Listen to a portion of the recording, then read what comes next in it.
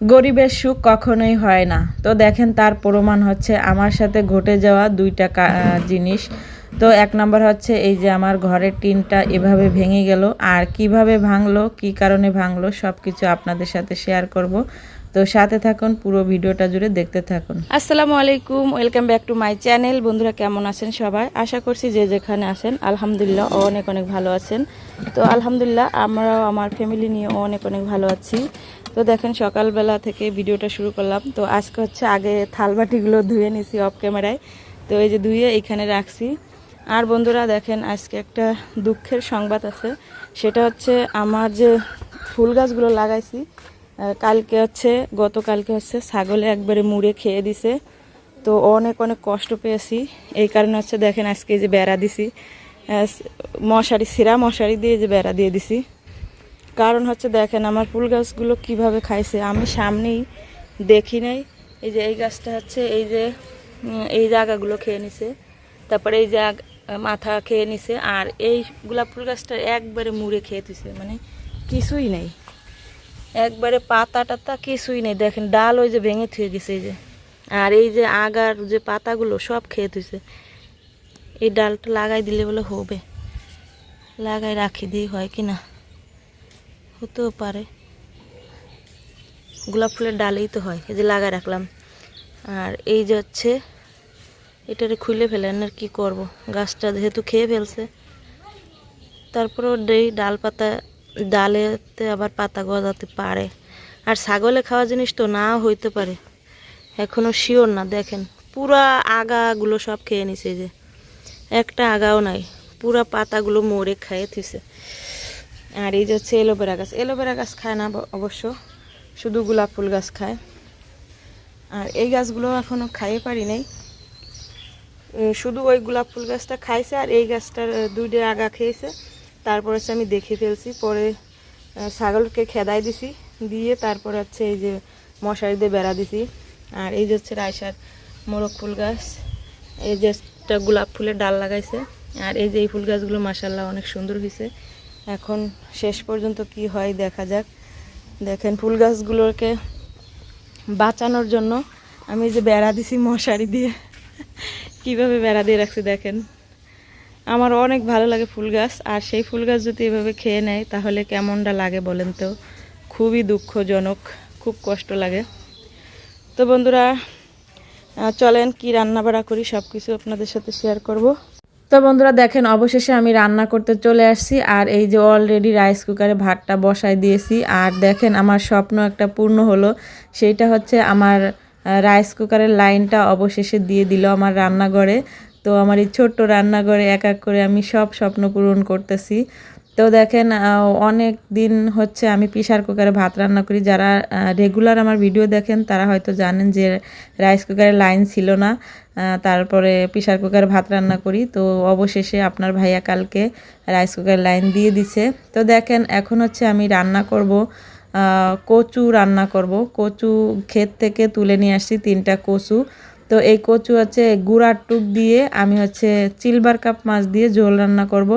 আর হচ্ছে এই যে আগার যে কচু টুক, ওই টুক হচ্ছে আমি ভাজি করব। তো আমরা মানুষ হচ্ছে 3 জন, কারণ আপনার ভাইয়া আজকে বাড়িতে নেই। তো এই 3টা কচি, ছোট ছোট 3টা কচি উঠাই নিয়েছি ক্ষেত থেকে। তো ভাবলাম অনেক দিন হচ্ছে কচু খাই না, তো এই কচুগুলো এত এত মজা, মানে একটুও গাল ধরবে না, এত পরিমাণ মজা এই কচুগুলো, একবারে মানে ভাতের মতন খেয়ে নেবেন, একটুও গাল ধরবে না। তো দেখেন আমি এই যে তরকারির জন্য কচুগুলা কেটে নিচ্ছি সুন্দর করে, আর বাদ বাকি যে কচুটুক ওইটুকু হচ্ছে ভাজি করব। তো দেখেন এখন হচ্ছে আমি আগাগুলো কেটে নিলাম, মানে গুঁড়াগুলো 3টা কচুর গুঁড়া যে ওই গুঁড়াগুলো আমি কেটে নিছি। আর ওইটার ভিতরে হচ্ছে ছোট্ট একটা আলু দিছি, শুধু কচু আমি খাবো আর আলু হচ্ছে আমার বাচ্চারা খাবে, ওরা কচু খেতে চায় না। কিন্তু কচুতে কিন্তু প্রচুর পরিমাণ ভিটামিন, অনেক ভিটামিন, আর কচুতে হচ্ছে চোখ পরিষ্কার হয়, এটা হয়তো জানেন। যারা কচু সম্পর্কে বুঝেন খান তারা হয়তো জানেন কচুতে প্রচুর ভিটামিন। তো আমার বাচ্চারা হচ্ছে খেতে চায় না, তারপরেও আমি জোর করে ভাত মাখিয়ে দিয়ে তারপর হচ্ছে খাইয়ে দিই, তাহলে খায়, না হলে একা একা খেতে চায় না, বায়না করে, বলে কি এটা খাবো না, এটা গাল ধরবে কিছু বলে। তো আমি যখন ভাত মাখিয়ে খাওয়াই দিই তখন হচ্ছে নিমিষে খেয়ে নেয়। তখন আর কোনো কিছু বলে না। তো দেখেন এই যে কচুর যে আগাটা, এই আগাগুলো আমি কেটে নিচ্ছি, ছোট ছোট করে সুন্দর করে কেটে নিচ্ছি। তো এইগুলো হচ্ছে আজকে আমি রান্না করব। তো বন্ধুরা, আমার ভিডিওটা দেখতে দেখতে যারা এই পর্যন্ত চলে আসছেন, প্লিজ একটা লাইক দিয়ে পুরো ভিডিওটা দেখবেন। অনেক অনেক ভালো লাগবে, কারণ আজকে আমার জীবনে ঘটে যাওয়া দুইটা জিনিস হয়ে গেছে। আর আপনারা তো হয়তো জানেন না, আমার যদি কোনো একটা জিনিস ক্ষতি হয়ে যায় তাহলে আমি নিজেকে মানে সামলাইতেই পারি না, এত এত কষ্ট লাগে, মানে বুঝাইতে পারি না যে এটা কেন হলো, এভাবে কেন হলো, আমার সাথে কেন এরকমের ঘটে। তো আমার খুব খারাপ লাগে, যে কোনো জিনিস, সামান্য 5টা টাকার জিনিস হলো আমি মানে মাইনে নিতে পারি না। তো এই কারণে হচ্ছে আমার খুব কষ্ট লাগতেছে যে আজকে আমি নতুন ঘরটা দিলাম, ঘর দেওয়ার পরেই আমার সাথে এরকম একটা জিনিস ঘটে গেল। তো দেখেন আমার তরকারি কাটা হয়ে গেছে। তো বন্ধুরা দেখেন, এখন হচ্ছে আমি কচু দিয়ে আর হচ্ছে সিলভার কাপ মাছ দিয়ে ঝোল রান্না করব। আর এই যে হচ্ছে পেঁয়াজ ভাজতেছি, পেঁয়াজ ভাজে তারপর হচ্ছে উঠায় রাখবো, তারপর হচ্ছে মাছগুলো ভাজবো।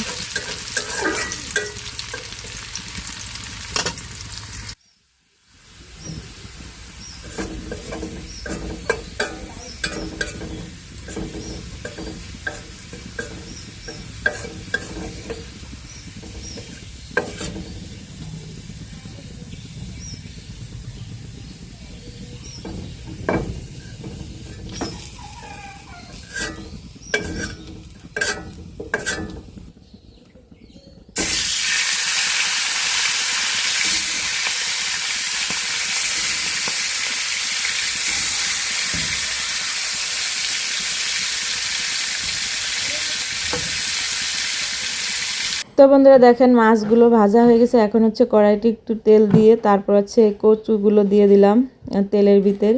এখানে হচ্ছে একটা আলু আছে আর হচ্ছে 3টা কচু আছে, কচুর গুঁড়া আর কি। তো এই সব দিয়ে তারপর হচ্ছে হলুদ, মরিচ, তারপর হচ্ছে লবণ, এইগুলো দিয়ে দিলাম। দিয়ে তারপর হচ্ছে এখন ভালো করে নাড়াচাড়া দিয়ে ঢেকে দিব। আর মরিচের সংখ্যাটা একটু কম দিলাম, কারণ আমি মরিচ কম খাই, অনেক কম খাই।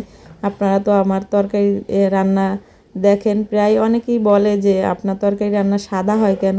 তো আমি মরিচের গুঁড়াও কম খাই, আবার কাঁচা মরিচও কম খাই, এই জন্য হচ্ছে মনে হয় সাদা সাদা লাগে তরকারি।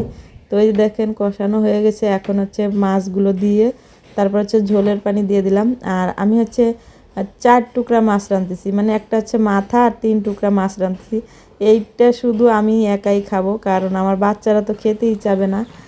তো আমার একার জন্য এইগুলো রাঁধতেছি, কারণ বেশি রাঁধলে তো থেকে যাবে। আর আপনার ভাইয়া তো নাই, আপনার ভাইয়াও মাছ কম খাইতে চায় না। তো দেখেন আমার মাছের তরকারিটা রান্না হয়ে গেছে। এখন হচ্ছে কচুগুলো বসাই দিয়েছি চুলায় হলুদ মরিচ দিয়ে। তো কচুগুলো সেদ্ধ হয়ে গেছে। এখন হচ্ছে আমি পেঁয়াজ ভেজে নিলাম, পেঁয়াজ ভেজে তারপর হচ্ছে পেঁয়াজের ভিতরে হচ্ছে আমি কিছু রাঁধুনি দিব, রাঁধুনি মাঝখানে দিব। অনেকে হয়তো এই রাঁধুনিগুলো চিনেন, কচুর ভাজির ভিতরে দিলে অনেক ভালো লাগে আমার কাছে। তো আমি এই যে রাঁধুনি দিয়ে দিলাম কিছুটা, দিয়ে এখন হচ্ছে সেদ্ধ করা কচুগুলো দিয়ে দিলাম, দিয়ে ভালো করে নাড়াচাড়া দিব। আর এটার ভিতরে হচ্ছে আমি একটা তেজপাতাও দিছি, আমার কাছে ভালো লাগে তেজপাতার ঘ্রাণটা। তো এই যে ভালো করে নাড়াচাড়া দিয়ে ভাজা ভাজা করে তারপর হচ্ছে আমি নামাই নেব। তো দেখেন ভাজা ভাজা হয়ে গেছে। তো বন্ধুরা, এই যে আমার রান্না বাড়া কমপ্লিট। দেখেন এই যে হচ্ছে সিলভার কাপ মাছ দিয়ে আর হচ্ছে কচু আর আলু দিয়ে ঝোল রান্না করছি।